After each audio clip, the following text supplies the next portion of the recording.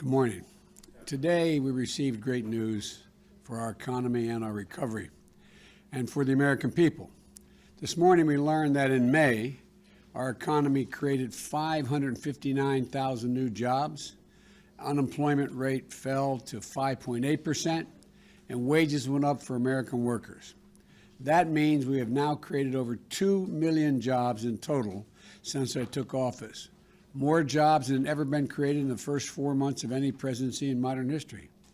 Triple the rate of my predecessor, 8 times the rate of President Reagan. The unemployment rate is now below 6% for the first time since the pandemic hit. The first time in 14 months, we saw the largest decline in the number of long-term unemployed in more than an entire decade, in the last 10 years. Long-term unemployment dropped by the second largest amount ever recorded. Not only that, but the signs of further progress are already here. This report is based on a week in early May. That's how they determine the job growth or loss. We have growth.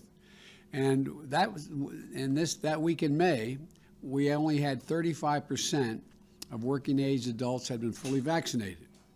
Now they were still all wearing masks. Since then, 21 million more adults have gotten vaccinated, making it easy for them to return to work safely. In short, this is progress, historic progress that's pulling our economy out of the worst crisis it's been in 100 years. And it's testament to the new strategy that is growing this economy, not only growing it, but growing from the bottom up and the middle out. Remember, when I took office in January, our economy was in a tailspin. Job growth had stalled. COVID was raging. Average initial claims for unemployment insurance were over 830,000 per week. Now those claims have fallen below 430,000, about half of what they were when I took office. Before I took office, almost 24 million Americans were going hungry. Remember those long lines of cars, miles long, people waiting for just a box of food to be put in their trunk? That number has already dropped by 25%. Still too many, but clear progress.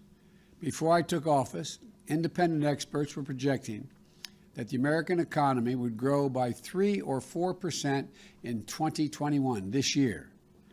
This week, the Organization of Economic Cooperation and Development, the so-called OECD, which makes up a group, includes the world's largest economies in its membership, and has been one of the leading bodies analyzing economic growth worldwide and individual nations, increased their projection for U.S. economic growth this year to 6.9% in 2021.